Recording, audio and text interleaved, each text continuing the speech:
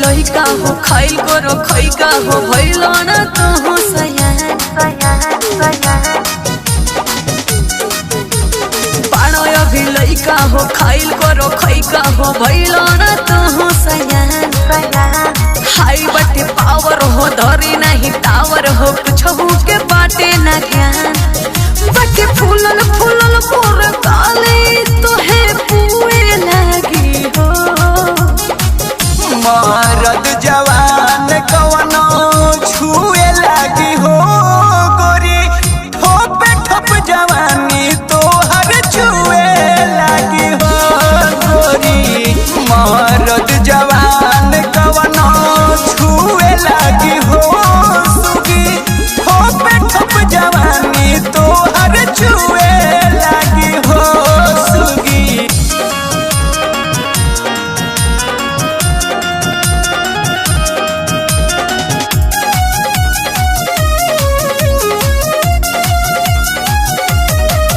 तोर जामो पर ढेर ना हाथ मला जाके पढ़ लिख कौनो लाइन धला बढ़ी बढ़ी बोली फेंकना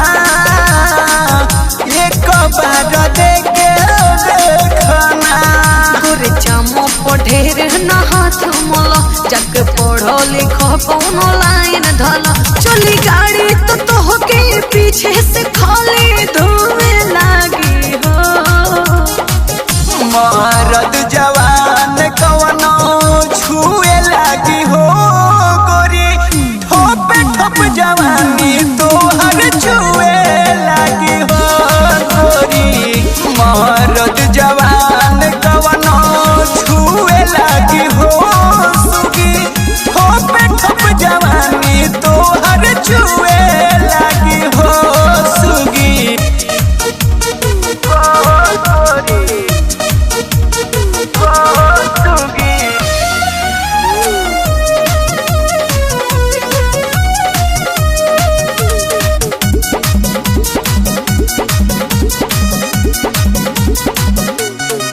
आलोक पंकज ना सबके चिखावल जाला रात कहीं के संग बितावल जाला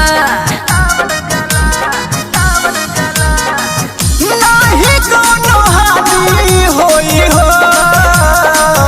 मुँह में बस पानी होई हो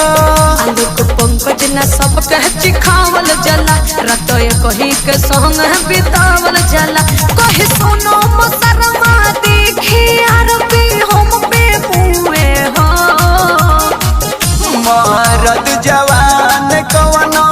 छुए लगी हो गोरी ठोपे ठोप जवानी तोहर छुए लगी हो गोरी मरद जवान कवनो छुए लगी हो